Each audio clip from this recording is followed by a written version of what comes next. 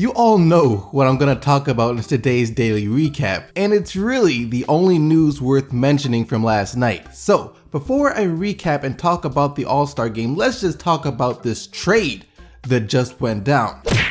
Did we just witness one of the biggest robberies in NBA history? Wait, let me just check if I read this right real quick. The Sacramento Kings agreed to trade center DeMarcus Cousins to the New Orleans Pelicans for a bag of Sun Chips, a bag of raisins, and a 10-cent off any purchase to the dollar store. I didn't see that coupon there the first time I read it. I thought the Kings were getting ripped off for a second. You know, good trade, Sacramento, well done. In all seriousness though, Buddy Hield, Tyreke Evans, and both the Pelicans' first and second round draft picks from this year's draft. So you're trying to tell me that literally any team outside of the Brooklyn Nets could have traded for Cousins. And I don't know about you, but this makes me feel pretty disappointed in my Pistons. Like, you guys didn't even try to get DeMarcus Cousins? But hey, I honestly want to say congratulations, and I applaud you to the New Orleans Pelicans. NBA fans earlier in the season kept saying, get AD some help, or hashtag free AD, things along those lines. And Dell Demps responded, big time. It was also great to see a player like Anthony Davis show loyalty to the organization that drafted him. If you remember last week, he said that he plans on staying there and he wants to be like Tim Duncan, that he idolizes Tim Duncan. And then the organization did a good job by not abusing that loyalty and actually going out and getting him some help. But now, what do the Pelicans do from here? Upon hearing the news that his minutes are basically gone, Terrence Jones has requested a trade, to which Demps laughed and said, ha, we are way ahead of you, buddy. We'll find you a nice home in Brooklyn or something. But like I said, what do they do from here? You have arguably the most talented power forward center combo in NBA history in Anthony Davis and DeMarcus Cousins. I have no doubts now that the Pelicans will make the playoffs, as they're already only 2.5 games out of the 8th seed at the moment. And I can guarantee you, I promise you, the Warriors did not want to see this happen. If the Pelicans don't get any further than the 8th seed, then we really just got an interesting first round matchup. Can the Warriors stop both Cousins and Davis? Look, I still think that most people will still have the Warriors winning that series, but I could honestly see it going to at least 6 games. At least, if everything works out for the Pelicans, of course. Then in the offseason, point guard Jrue Holiday will be an unrestricted free agent. So, you know, they could attempt to re-sign him. I know Anthony Davis likes him a lot, and he is a good point guard. But this creates an interesting dynamic around Chris Paul. A lot of people before this trade had him pegged to join the San Antonio Spurs, as it seemed they were the only team that could challenge the Warriors in the West. But if in the first round the Pelicans prove that they are a matchup for the Warriors and challenge the Warriors at all, then Paul has another option.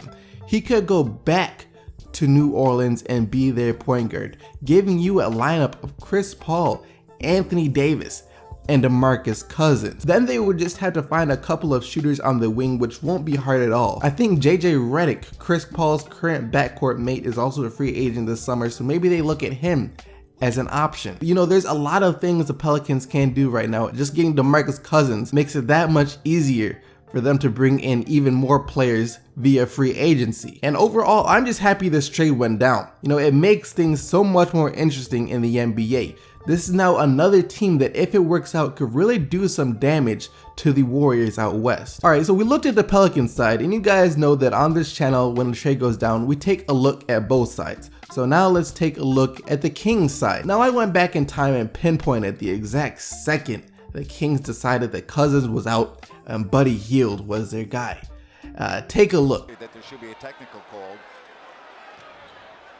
I think you're going to review this. At that exact moment, Divac was like, that's our guy.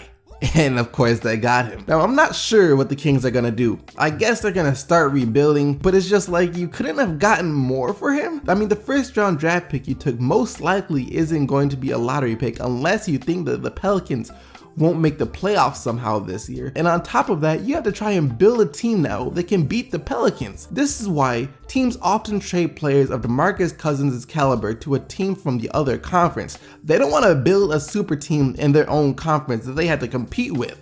But you know, competing, I guess, was never part of the Kings' agenda from day one. They had Cousins for all this time, and they really never even attempted to put a team around him that he could compete with. So hey, why not trade into a team in the same conference? makes no difference to them. They do get back Tyreke Evans though, who, if you remember, was drafted by the Sacramento Kings, but many injuries later, and he's just not the same player that he was back then, but still, it'll be a nice little homecoming, I guess. To recap real quick though, I applaud you, New Orleans, for taking some initiative and getting Anthony Davis more help than most of us thought he would ever get. And I can't wait to see how this Cousins-Davis experiment works out. And I think myself, like many people, will be watching your first round matchup with the Warriors. Then in the offseason, I believe you can make a strong case for Chris Paul returning to New Orleans and officially making them a contender. You know, it's crazy though. Just thinking about it, this was a team that started off the season, what, 0-7 or 0-8, and now all of a sudden everyone is hype about how good they could be? You know, things change so fast. And that's really all the news from yesterday. I mean, all day it was just constant updates on how DeMarcus Cousins could get traded. And then it happened. And it all happened so fast too. Before yesterday, no one was really even talking about a Cousins trade since he had planned to resign, and Divac went on ESPN radio and said Cousins wouldn't be traded. And then bang, here we are. But now I guess I'll talk about the All-Star game from last night.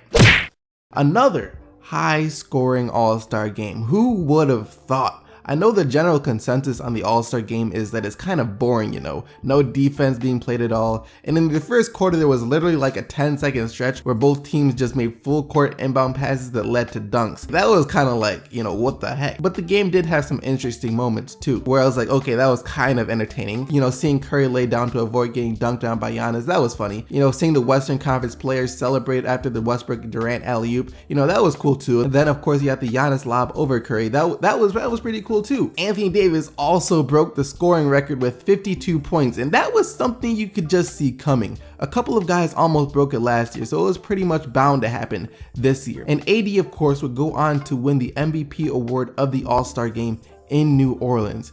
Man, New Orleans just took the biggest W's of the season this weekend. You get to host the All-Star game. That's a W. Your star player gets the All-Star MVP and breaks the scoring record. That's a W. And then you trade for Cousins, and that's a W. Cousins only played 2 minutes in the game last night though, so maybe he already knew and they just didn't want to break the news until after the game, but then again, he'd still be playing for the right conference, so who knows. Other than that though, Russell Westbrook had 41 off the bench for the West. Giannis led the East in scoring 130, and Kyrie Irving had 22 points and 14 assists, and the West gets the 192-182 win. And that's gonna wrap up all the news and all the games from today. Let me know what you guys think about this DeMarcus Cousins thing down in the comment section below. I had a really hard time falling asleep last night after finding out about the trade. Hope you guys enjoyed the video, and make sure you stay tuned because trade season is just getting started. We have a few more days and I do expect some more trades to go down.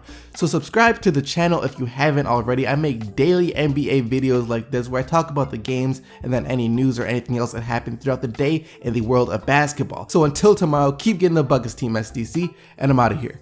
Peace.